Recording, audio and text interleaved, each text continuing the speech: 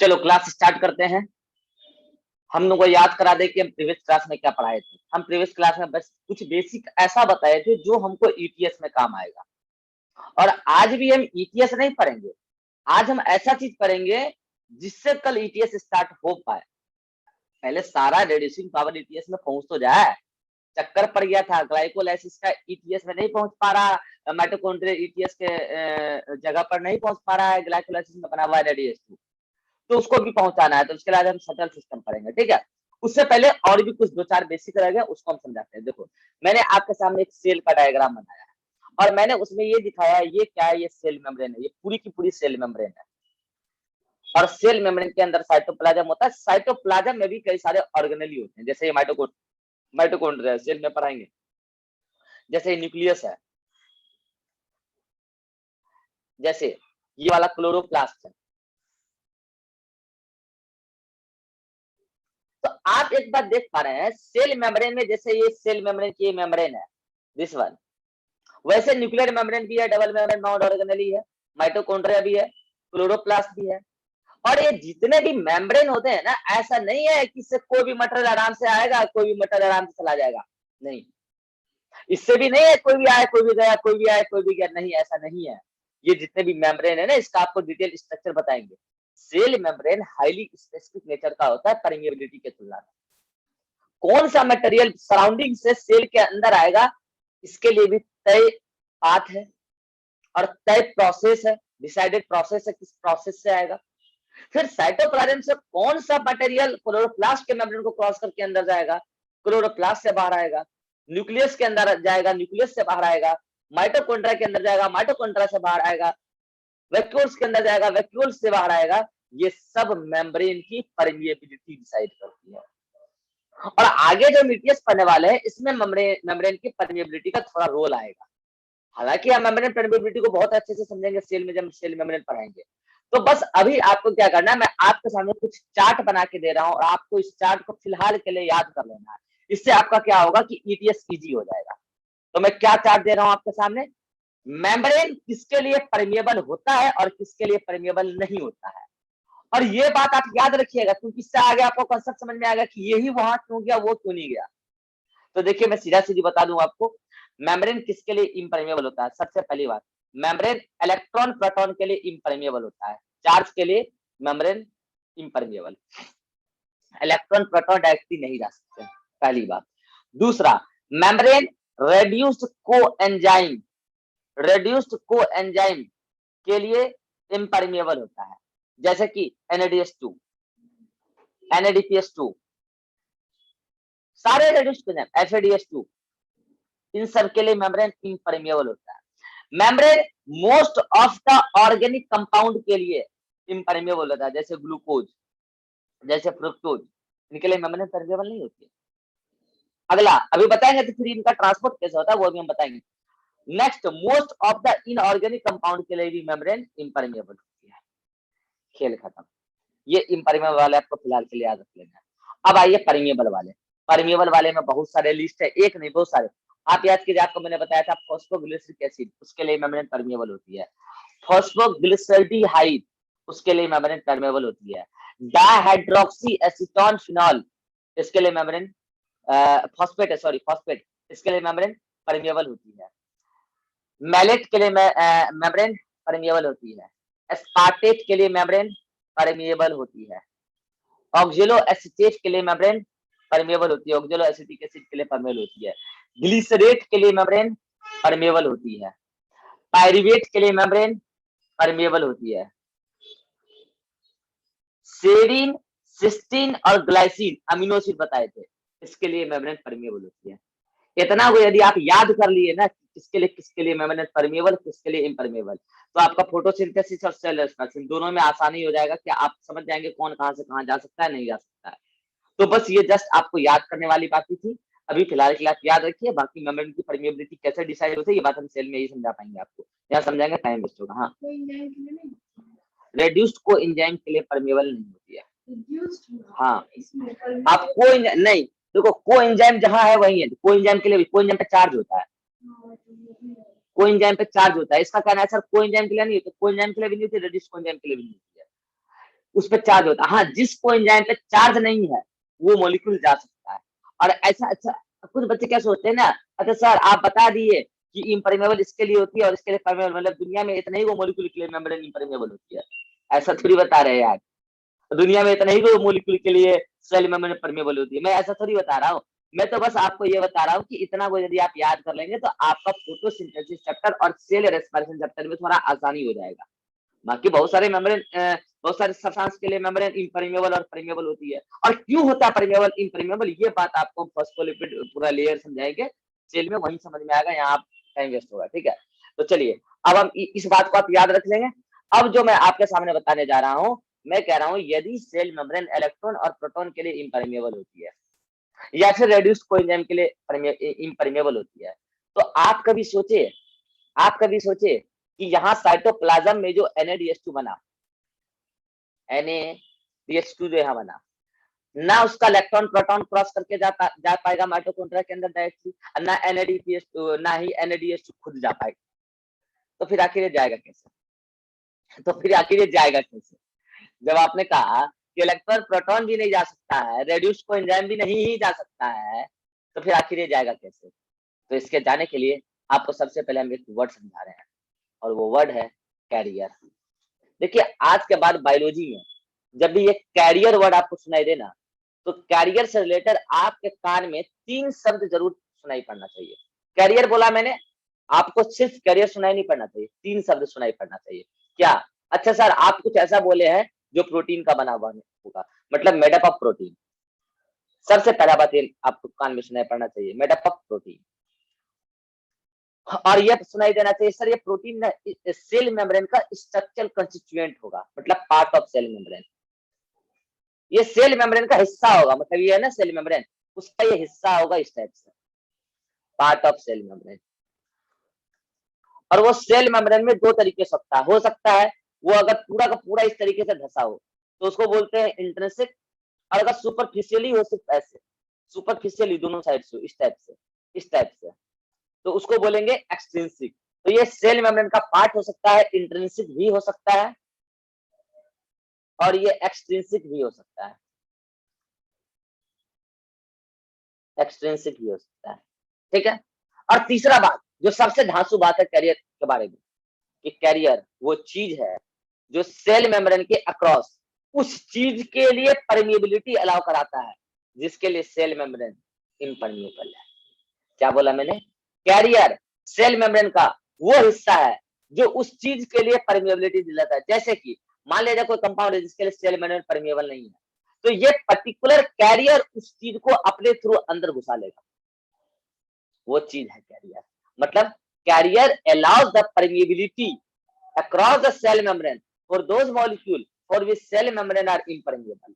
तो ये कैरियर बोलते ही आपके दिमाग में 3 बातें जरूर आनी चाहिए। अब जब कैरियर वर्ड आया है तो इसी से देखिए कैरियर बहुत तरीके के कैरियर होते हैं, आपको हम सेल मेम्ब्रेन में कुछ आभास कराएंगे, बहुत तरीके के कैरियर होते हैं।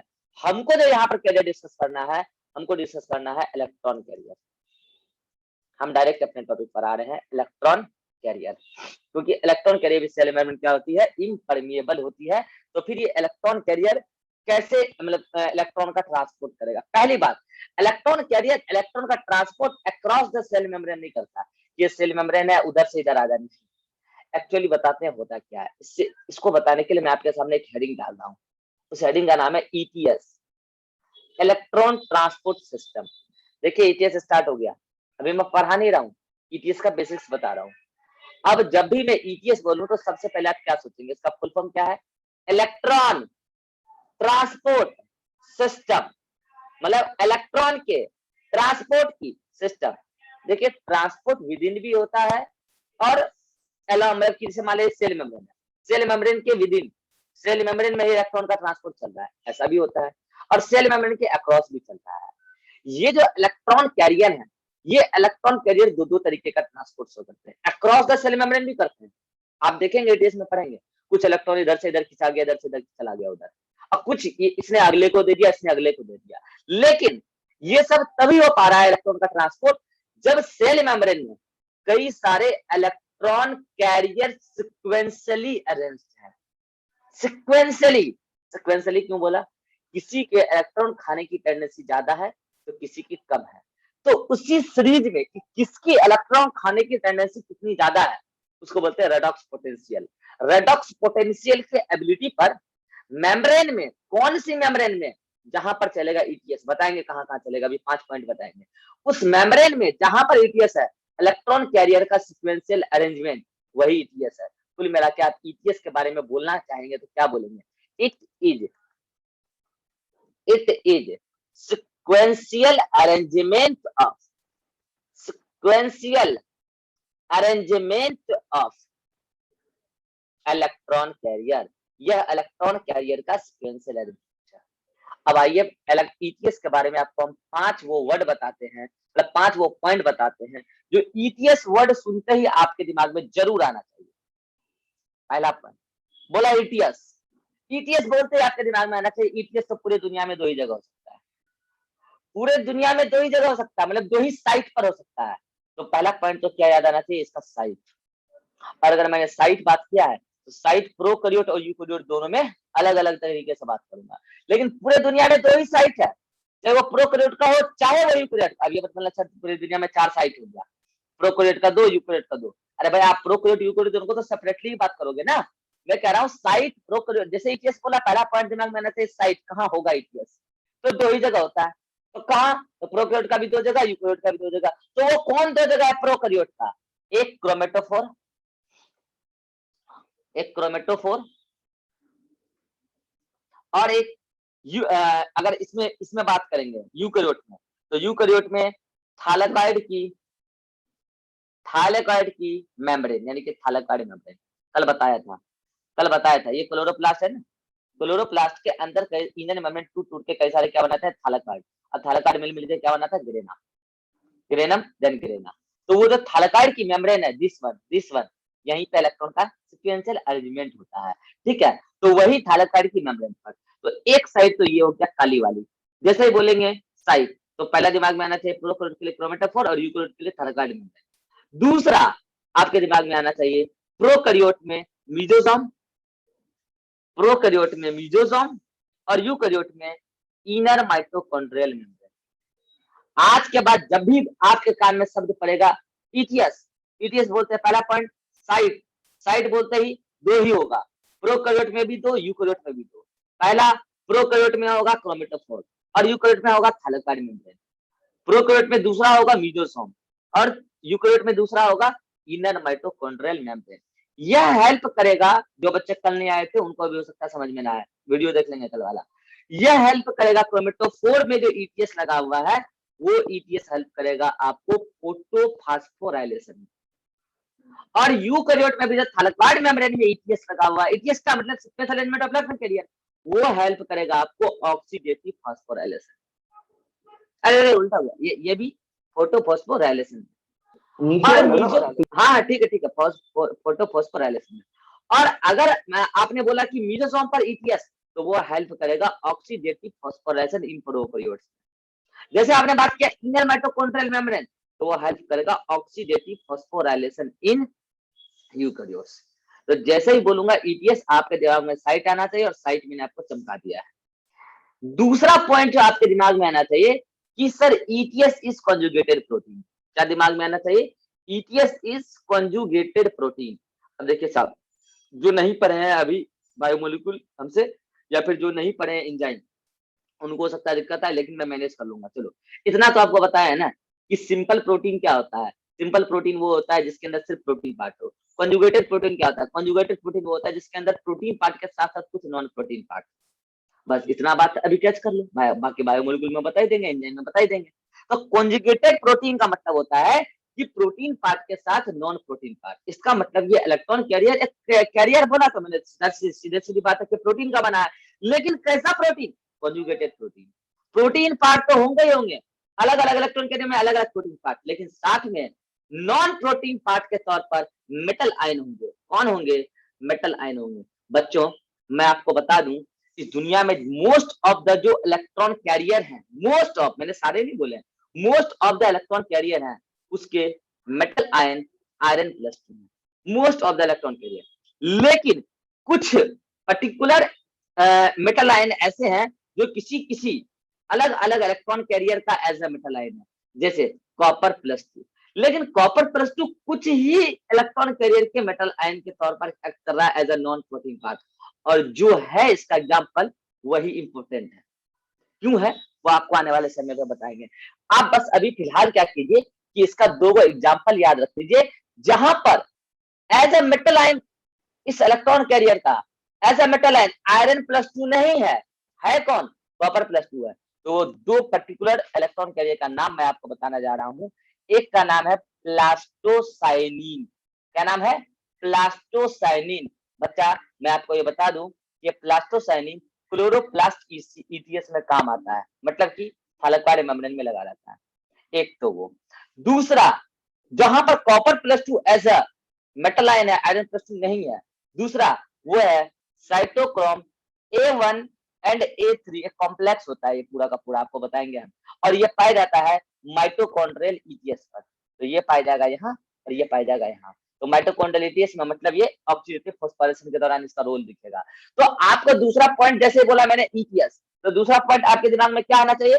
अच्छा सर, ईटीएस का मतलब क्या? Conjugated protein. कंजुगेटेड प्रोटीन का मतलब आप क्या बताए हैं कि प्रोटीन प्लस मेटल आयन, और मेटल आयन मोस्टली क्या होता है इलेक्ट्रॉन कैरियर के लिए? Metal ion iron +2। लेकिन कुछ कुछ ऐसे इलेक्ट्रॉन कैरियर है जिसका मेटल आयन कॉपर +2 है, जैसे प्लास्टोसाइनिन सर। और आपने बोला प्लास्टोसाइनिन थैलेक्वाइड मेम्ब्रेन पर मिलेगा और ये क्लोरोप्लास्ट ईटीएस का हिस्सा होगा एज इलेक्ट्रॉन कैरियर। और दूसरा एग्जांपल आपने बताया जहां कॉपर +2 एज मेटल आयन है, दूसरा एग्जांपल बताया साइटोक्रोम A1 A3 कॉम्प्लेक्स, और ये मिलेगा इनर माइटोकॉन्ड्रियल मेम्ब्रेन में, यानी कि ऑक्सीडेटिव फॉस्फोराइलेशन में अपना रोल दिखा रहा होगा। बाकी जितने भी इलेक्ट्रॉन कैरियर हैं, एटलीस्ट आपके सिलेबस पर जितने भी इलेक्ट्रॉन कैरियर हैं, सब में as a metal ion iron +2 होता है। जैसे हम आपको पढ़ाएंगे कल से तो बताएंगे FMN फ्लेवो मेवो प्रोटीन FMN, इसका फुल फॉर्म क्या था? FMN, इसका फुल फॉर्म मैं भी स्किप कर रहा हूं अभी। अच्छा कल आएगा तो मैं बता दूंगा। FMN एक इलेक्ट्रॉन कैरियर है, ठीक है, और ये FMN जो होता है इसका जो एज ए मेटल आयन होता है वो आयरन +2 होता है, ठीक है। ऐसे बहुत सारे इलेक्ट्रॉन कैरियर आएंगे कल आपको, PQ आएंगे है, UQ आएंगे, प्लास्टोक्विनोन UV क्विनोन आएंगे हैं, साइटोक्रोम C आएंगे, ऐसे बहुत सारे आएंगे कल, बहुत सारे आएंगे। तो ये सारे जितने भी आप देख रहे हो ये सब के सब as a metal ion iron +2 होगा, कॉपर +2 नहीं होगा।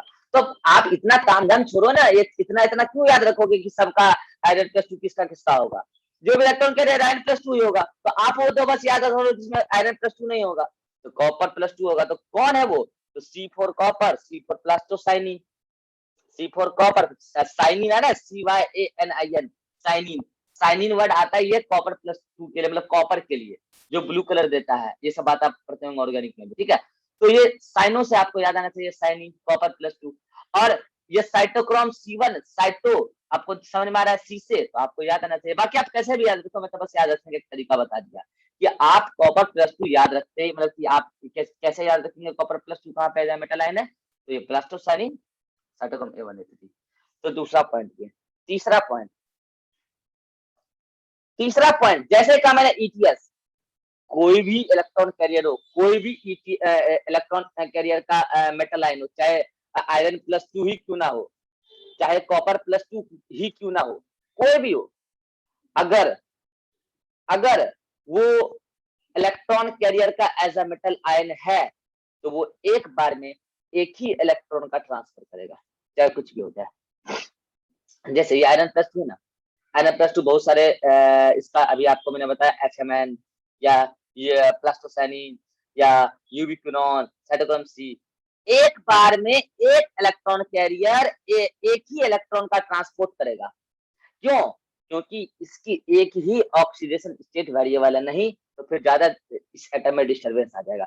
जैसे कि आयरन +2 है, इसको एक इलेक्ट्रॉन मिल जाए तो ये कन्वर्ट हो जाएगा इसमें आयरन, नहीं ये एक इलेक्ट्रॉन डोनेट कर दे, सॉरी एक इलेक्ट्रॉन डोनेट कर दे तो ये किसमें कन्वर्ट हो जाएगा? आयरन +3। एक मिनट +3 नहीं, पहले इलेक्ट्रॉन लेगा तब नहीं छोड़ेगा। हाँ, इसको अगर एक इलेक्ट्रॉन मिल जाए तो किसमें कन्वर्ट हो जाएगा, आयरन प्लस,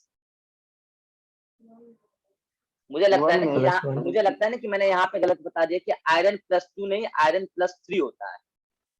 वही ना, यहाँ पे वैलेंसी गड़बड़ हो रहा है, आयरन प्लस 3 होता है, आयरन प्लस 2 नहीं, सॉरी, आयरन प्लस 3 होता है। वैलेंसी गड़बड़ा रहा था, अपने आप गलती पकड़ में आ जाती है, ठीक है।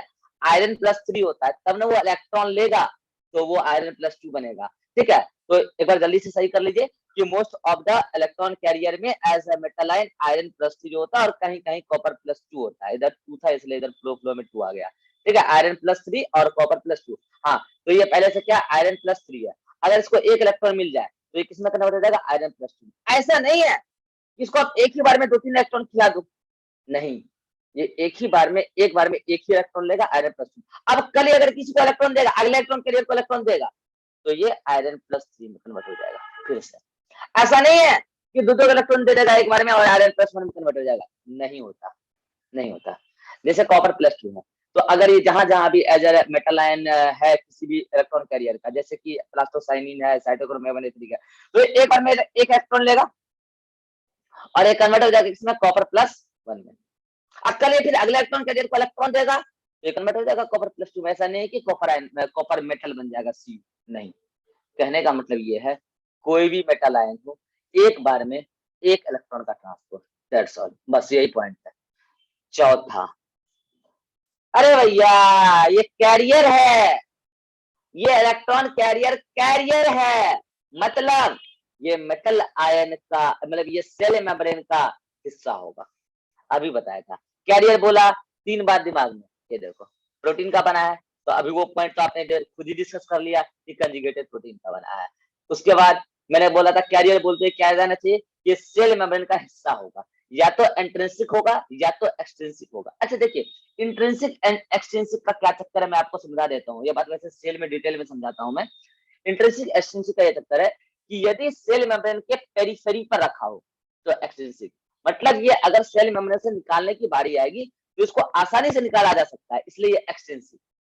और ये भी सेल मेम्ब्रेन का पेरिफेरी ही है, ये यहाँ पर एक कैरियर है, इसको भी आसानी से निकाला जा सकता है सेल मेम्ब्रेन से। अब ये बोले सर अंदर में है तो सेल मेम्ब्रेन से आप सेल मेम्ब्रेन पहले सेपरेट कर लो, और उसके जो दोनों सरफेस पर है, मतलब सरफेस मतलब पेरिफेरी पर जो है कैरियर प्रोटीन, तो वो एक्सटेंसिक है, और जो उसमें बरीड है, फंसा हुआ है, वो इंटेंसिक है। तो इलेक्ट्रॉन कैरियर जो होते हैं मोस्टली इलेक्ट्रॉन कैरियर इंट्रिंसिक होते हैं, क्योंकि इलेक्ट्रॉन कैरियर है तो सेल मेम्ब्रेन का हिस्सा होगा, तो मोस्टली इलेक्ट्रॉन कैरियर इंट्रिंसिक होते हैं मोस्टली, मगर कुछ कुछ एक्सट्रिंसिक भी होते हैं, कुछ एक्सट्रिंसिक भी होते हैं, और वही हो जाता है इंपॉर्टेंट जो एक्सट्रिंसिक है। और क्यों इंपॉर्टेंट हो जाता है एक्सट्रिंसिक, मैं आपको बता रहा हूँ। ये देखो ये सेल मेम्ब्रेन है ना, ये सेल मेम्ब्रेन है, अगर मान लो कोई भी कैरियर इलेक्ट्रॉन कैरियर ये इंट्रिंसिक है तो वो अपने जगह पर फिक्स्ड है, क्योंकि सेल मेम्ब्रेन में धंसा हुआ है, वो लोकलाइज्ड है, फिक्स्ड है।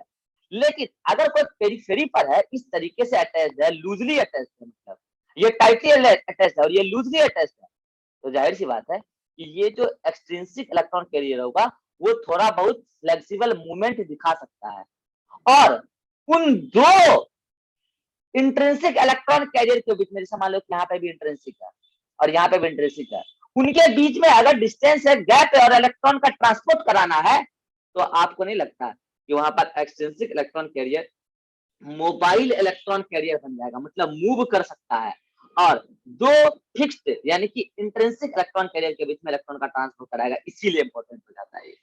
और वो कौन कौन से, मैंने कहा मेजोरिटी क्या है, इंट्रिंसिक है, मेजोरिटी इलेक्ट्रॉन कैरियर इंट्रिंसिक होंगे। और देखिए बच्चे आप कंफ्यूज ना हो, मैं अगर यहाँ पे इलेक्ट्रॉन कैरियर बना रहा हूँ तो इसका मतलब ये नहीं कि सेल के सेल मेम्ब्रेन में होता है, मुझे इनएक्चुअल यहाँ पे बनाना चाहिए, है ना, इनर माइटोकॉन्ड्रियल मेम्ब्रेन पर दिखेगा आपको, और नहीं तो फिर यहाँ पे दिखाना चाहिए। अब यहाँ पे छोटा छोटा जगह है तो मैंने दिखा रहा हूँ, जैसे यहाँ सेल मेम्ब्रेन होता है ना, वैसे यहाँ पे भी होता है cell membrane, double membrane bound होता है, सब बात सेल मेम्ब्रेन की बातें हैं, ठीक है, सेल में पढ़ाएंगे। तो कुल मिला के आप यूं समझिए कि ये भी इंट्रिंसिक है, ये भी इंट्रिंसिक है, लेकिन कुछ कुछ एक्सट्रिंसिक होते हैं जो एक्सट्रिंसिक इलेक्ट्रॉन कैरियर दो इंट्रिंसिक इलेक्ट्रॉन कैरियर के बीच में इलेक्ट्रॉन का ट्रांसपोर्ट कराते हैं, इसीलिए इस एक्सट्रिंसिक इलेक्ट्रॉन कैरियर को मोबाइल इलेक्ट्रॉन कैरियर कहते हैं। ये देखिए, तो अगला पॉइंट क्या होगा कि extrinsic electron carrier mobile electron career भी कहलाते हैं, जबकि ये फिक्स्ड है, लोकलाइज्ड है, फिक्स्ड है। मोबाइल का मतलब ये सैमसंग नहीं है, मोबाइल का मतलब ये मूवेबल, मूव कर सकता है, ठीक है, मोटिलिटी शो कर सकता है, मूव कर सकता है, ये कहने का मतलब है। और वो कौन कौन से हैं जो एक्सट्रिंसिक इलेक्ट्रॉन कैरियर है, फिर वही उसके एग्जांपल इंपॉर्टेंट बन जाते हैं। और इसमें मैं आपको 4 एग्जांपल बताना चाहूंगा। अभी एक प्लास्टोसाइनिन बताया था ना, किस चीज के लिए, जिसमें copper as a metal ion है, वो प्लास्टोसाइनिन भी एक्सट्रिंसिक ही है। मैं आपको बता दूं, 2 गो क्विनोन होते हैं, एक यूबीक्विनोन, एक प्लास्टोक्विनोन, वो दोनों भी electron carrier, mobile electron carrier है। इसके अलावा आपका एक होगा cytochrome, cytochrome C, cytochrome C, cytochrome C, ये चारों के चारों, प्लास्टोसाइनिन, प्लास्टोक्विनोन, यूबीक्विनोन और साइटोक्रोम सी, ये चारों के चारों कौन है, एक्सट्रिंसिक इलेक्ट्रॉन कैरियर। मतलब ये 2 अलग अलग इंट्रिंसिक इलेक्ट्रॉन कैरियर के बीच में इलेक्ट्रॉन का ट्रांसफर करा रहे हैं। मैं बता दूं बच्चों, ये दोनों आपको थाइलाकॉइड मेम्ब्रेन में क्लोरोप्लास्ट ईटीएस में मिलेंगे, और ये दोनों यूबीक्विनोन और साइटोक्रोम सी, ये दोनों आपको इनर माइटोकॉन्ड्रियल मेम्ब्रेन में माइटोकॉन्ड्रियल ईटीएस पर मिलेंगे, है ना, माइटोकॉन्ड्रियल ईटीएस पर मिलेंगे। तो ये हो गया आपका तीसरा पॉइंट। चौथा पॉइंट, अगला पॉइंट, पांचवा, ये सारे देखिए, मैं ये वो पॉइंट बता रहा हूं ना जो आपको ईटीएस को समझने में आसान कर देगा। पांचवा पॉइंट देखिए, आपने वर्ड बोला है इलेक्ट्रॉन कैरियर, तो जाहिर सी बात है कि वो इलेक्ट्रॉन का ट्रांसपोर्ट करा रहा होगा, इलेक्ट्रॉन को कैरी कर रहा होगा। Majority of electron carrier are electron carrier only, मगर कुछ इलेक्ट्रॉन कैरियर ऐसे हैं जो H+ को भी कैरी कर देते हैं इलेक्ट्रॉन के साथ, मतलब वो हाइड्रोजन कैरियर है। कुछ, मेजोरिटी तो क्या है, प्योरली इलेक्ट्रॉन कैरियर है, लेकिन कुछ ऐसे हैं, कुछ इलेक्ट्रॉन, फिर उसको इलेक्ट्रॉन कैरियर क्यों बोला, क्योंकि इलेक्ट्रॉन का कैरी तो कर रहा है ना, इलेक्ट्रॉन को कैरी कर रहा है, लेकिन वो साथ में H+ को भी कैरी करता है, इसलिए उसको मोर करेक्टली हम लोग हाइड्रोजन कैरियर बोलते हैं।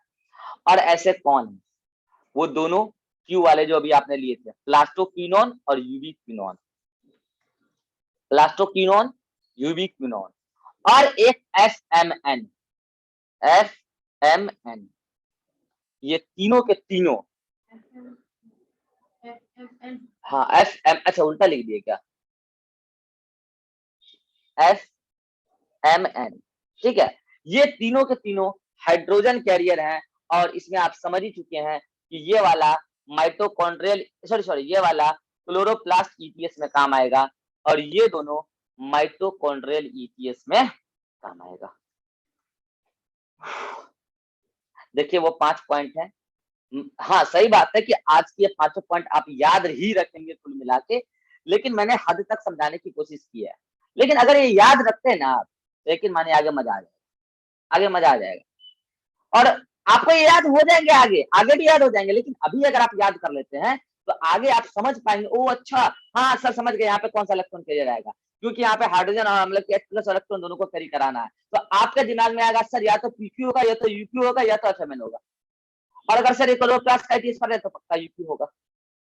मतलब आपको क्लियर हो जाएगा, आपका सब कुछ पूरा फंडा ही क्लियर हो जाएगा, ठीक है। तो अभी इस मीटिंग का 7 मिनट बचा है मेरे पास, एक बार जल्दी से सारे पॉइंट हम रिवाइज करा देते हैं, ईटीएस के बारे में क्या क्या हमने बताया, और उसके बाद ये मीटिंग खत्म करेंगे और नए मीटिंग में स्टार्ट करेंगे सटल सिस्टम। देखिए मैंने बोला कि ईटीएस बोलूं, आपके दिमाग में 5 पॉइंट आना चाहिए। पहला पॉइंट आना चाहिए कि चलता कहां है, साइड, साइड बोलते ही 2 जगह, प्रोकैरियोट में 2 जगह, कहां, क्रोमेटोफोर, मेसोसोम। क्रोमेटोफोर पे चलेगा फोटोफॉस्फोराइलेशन, और मेसोसोम पे चलेगा ऑक्सीडेटिव फॉस्फोराइलेशन।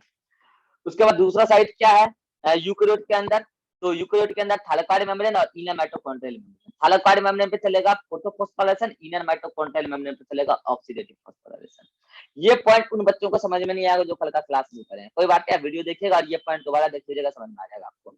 नेक्स्ट पॉइंट बोला मैंने कि क्या ध्यान में आना चाहिए, कंजुगेटेड प्रोटीन। कंजुगेटेड प्रोटीन का मतलब क्या होता है, प्रोटीन के साथ नॉन प्रोटीन पार्ट, मतलब नॉन प्रोटीन पार्ट कौन है, तो मेटल आयन है। Metal ion mostly electron carrier में Fe+3 है, लेकिन कुछ कुछ में कॉपर+2 है। किसमें है, तो प्लास्टोसाइनिन में है और साइटोक्रोम A13 में है, A1A3 में है।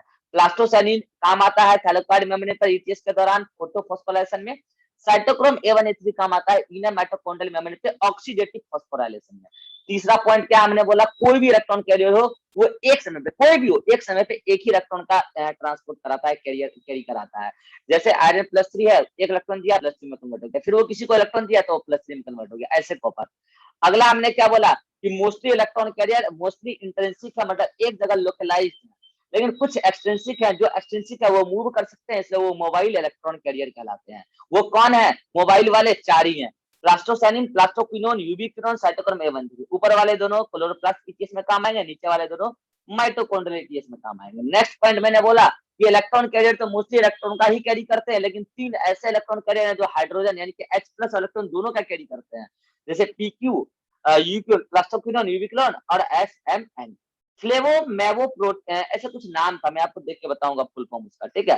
तो SMN, और ये पाए जाते हैं आपको क्लोरोप्लास्ट ETS पे, और ये पाए जाते हैं आपको माइटोकॉन्ड्रियल ETS पे। ये 5 पॉइंट आप याद कर लेते। हाँ, क्या था, फ्लेवो, फ्लेविन मोनोन्यूक्लियोटाइड, फ्लेविन अच्छा मोनोन्यूक्लियोटाइड। अच्छा, flavo mononucleotide, flavo mononucleotide, I think ये सही बोल रही है, ठीक है। फिर भी मैं एक बार कंफर्म देख लूंगा, ठीक है, अभी नई मीटिंग में बता दूंगा। तो ये कुल मिला के समझिए ना, जो भी प्रोटीन है फ्लेवो मोनोन्यूक्लियोटाइड, तो ये क्या है, प्रोटीनेसिस पार्ट किया है इसमें, और ये क्या है कि हाइड्रोजन कैरियर है, H+ और इलेक्ट्रॉन दोनों को कैरी करते हैं। तो कुल मिला के आपको ये 5 पॉइंट याद रखने हैं, ताकि ये चीज समझ आएगा। इस मीटिंग का 4 मिनट बचा है, नए मीटिंग में हम लेते हैं क्या, शटल सिस्टम, और उसके बाद करेंगे मॉड्यूल का डिस्कशन। चलिए नया मीटिंग ज्वाइन कीजिएगा, अगर कोई डाउट होगा तो नया मीटिंग में पूछ लीजिएगा।